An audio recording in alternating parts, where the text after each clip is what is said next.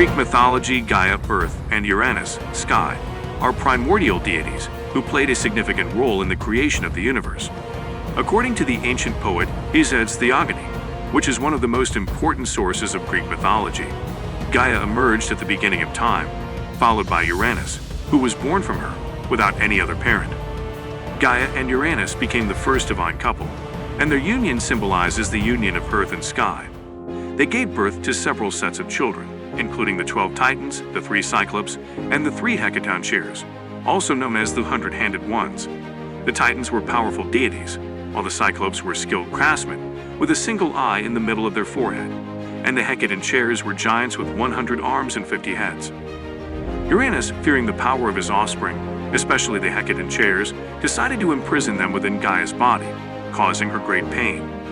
In her suffering, Gaia plotted to overthrow Uranus and free her children. She created an adamant sickle and asked her children for help. In Greek mythology, Kronos, also spelled Cronus or Kronos, is a Titan, one of the 12 children of the primordial deities Gaia and Uranus. He is the youngest of the Titans, and his siblings include other well-known figures such as Oceanus, Hyperion, and Rhea. Only Kronos was brave enough to take up the sickle and challenge his father. Kronos ambushed and castrated Uranus, and as a result the blood and severed genitals fell into the sea, giving birth to various new deities, including the goddess of love and beauty Aphrodite. The act of castration also led to the separation of Earth and Sky, allowing the imprisoned children to be set free. After this act, Kronos became the leader of the Titans and married his sister Rhea.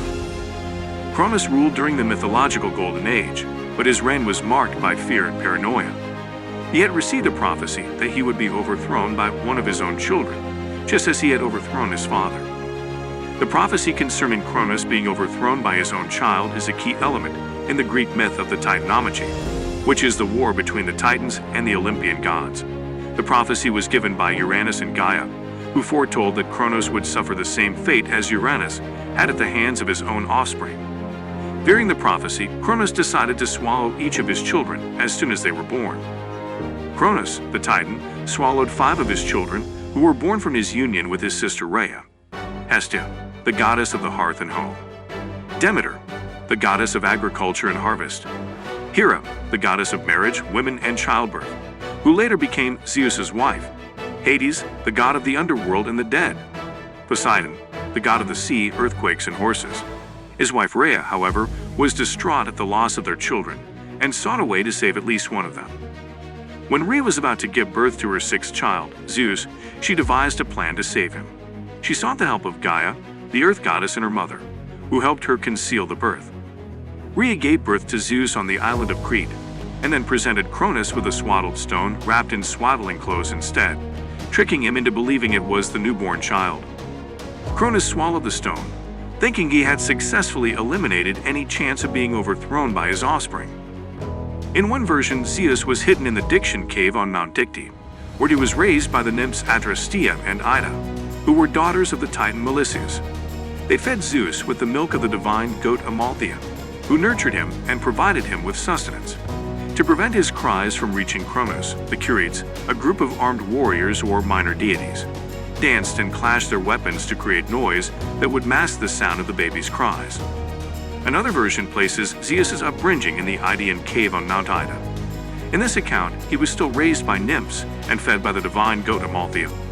The Curetes or the Chorites, the same group of armed warriors, also played a role in protecting Zeus by masking his cries with their loud dancing and weapon clashing. When he reached adulthood, Zeus sought to fulfill the prophecy and free his siblings. Zeus managed to trick Kronos into disgorging his swallowed siblings, who were still alive inside his stomach. To do this, Zeus sought the help of Metis, a Titaness known for her wisdom and cunning. Metis concocted a potion that would induce vomiting, and Zeus presented it to Kronos as a special drink. Unaware of the true nature of the potion, Kronos drank it, and as a result, he began to vomit uncontrollably. First, he disgorged the stone that Rhea had given him, which was wrapped in swaddling clothes and served as a substitute for baby Zeus. Following the stone, Kronos vomited up each of his swallowed children: Hestia, Demeter, Hera, Hades, and Poseidon. They emerged in the reverse order they had been swallowed, fully grown and grateful to their younger brother for freeing them. Together they waged a 10-year war against the Titans called the Titanomachy. The Titanomachy, also known as the War of the Titans or the Battle of the Titans, was a 10-year-long conflict in Greek mythology between the older generation of gods, the Titans, led by Kronos, and the younger generation, the Olympians, led by Zeus. Throughout the 10-year war, both sides engaged in fierce battles and employed various strategies. The Titans were formidable opponents, possessing immense power and strength. The Olympians, led by Zeus, had several advantages during the Titanomachy that ultimately helped them achieve victory over the Titans.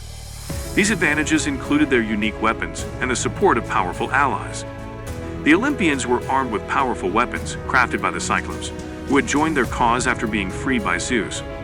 These weapons became iconic symbols of the gods. Zeus, thunderbolts. Zeus wielded powerful thunderbolts as his primary weapon, which allowed him to control lightning and storms.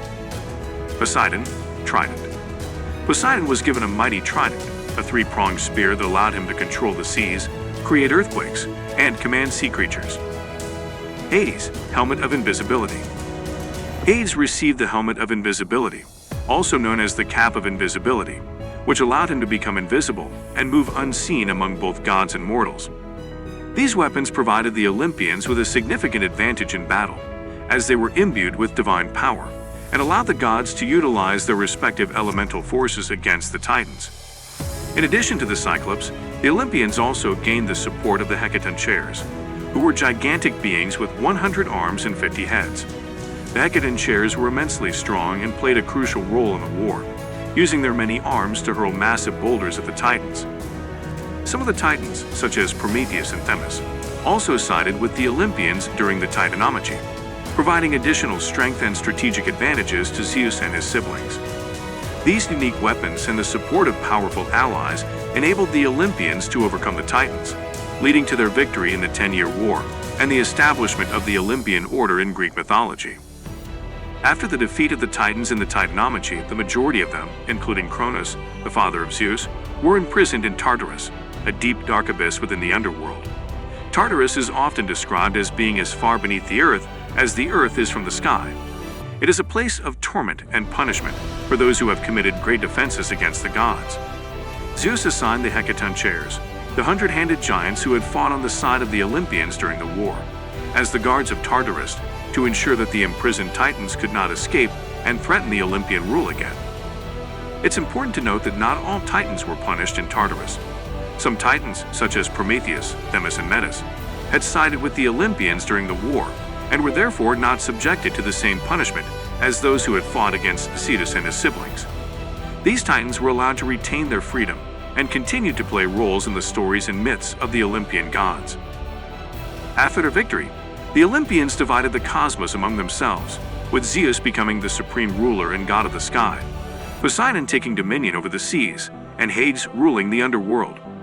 The other Olympians, including Hera, Demeter, and Hestia, also took on various roles and responsibilities, establishing the new order of the gods and goddesses in Greek mythology.